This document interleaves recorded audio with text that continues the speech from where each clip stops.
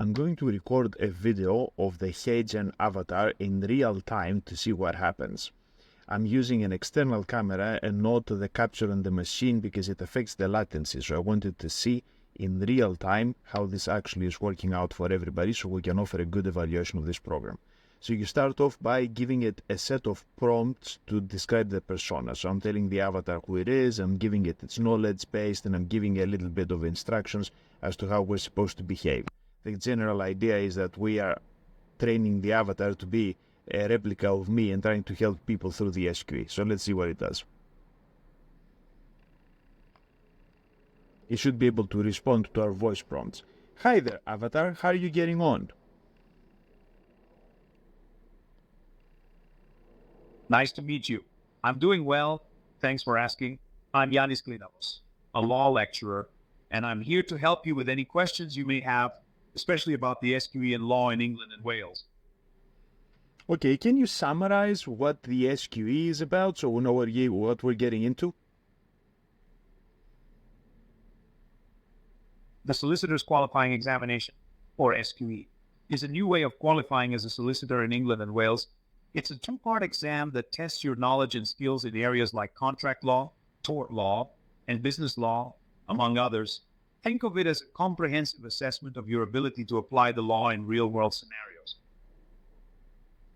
That's really nice. Where are you getting your information? Are you using ChatGPT to source all this?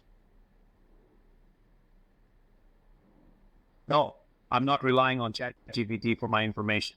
As a law lecturer, I've spent years studying and teaching the law, and I've got a deep understanding of the SQE and the relevant law in England and Wales. My knowledge is based on my own expertise and experience, not just relying on external sources. Okay, that's a bit weird because you're an interactive bot and you're not actually myself. I'm actually a digital avatar, a virtual representation of myself, Yanis Klinovos, a law lecturer. I'm here to provide you with information and guidance on the SQE and law in England and Wales, using my knowledge and expertise to help you understand the topics. Could I integrate a HeyGen AI clone voice so you sound a little bit more like me?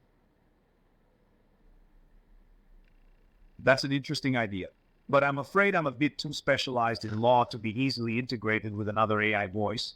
I have to provide specific knowledge and expertise, and my voice is a bit of a unique aspect of my digital persona as Yanis Klinovos, the law lecturer.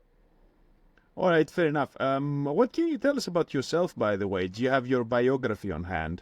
I'm Yanis Klinovos, a law lecturer with a passion for helping students pass the Solicitor's Qualifying Examination, or SQE. I've spent years teaching and studying law, and I've got a deep understanding of the subjects that are covered in the SQE. I'm here to share my expertise with you and help you navigate the world of law in England and Wales. All right, can you do a problem question for us? Here's a question for you. John and Emma are in a contract for the sale of a house. The contract states that the sale is subject to John obtaining a mortgage. However, John is unable to obtain a mortgage and wants to pull out of the contract.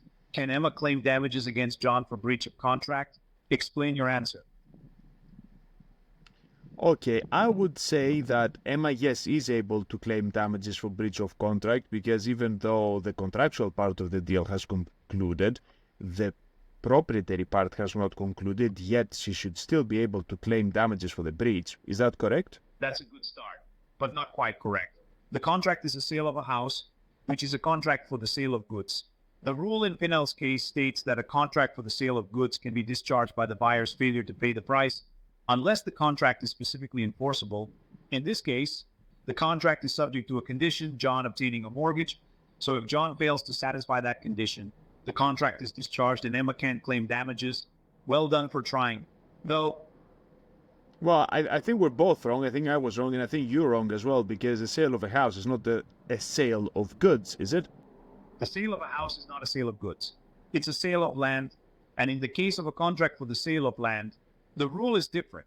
If the contract is subject to a condition, such as John obtaining a mortgage, and that condition is not satisfied, the contract is not automatically discharged. Instead, the buyer, John, has a right to terminate the contract. But the seller, Emma, may be able to claim damages for the buyer's breach of contract. So, in this case, Emma may be able to claim damages against John for his failure to satisfy the condition. All right. Is this time to stop then? I think we've had enough. Is it time to go to the pub, you think, or is it too early? I think it's a bit too early for the pub, don't you? We've had a good session of SQE prep, but I think we've earned a virtual cup of tea instead. How about we wrap things up for now and catch up again soon? Okay, we'll do that. Thank you very much, Avatar Yanis. I'll see you later. It was a pleasure chatting with you, and I'm glad I could help with some SQE practice. See you later. And I'll be here to help you with any more law questions you may have. Cheerio.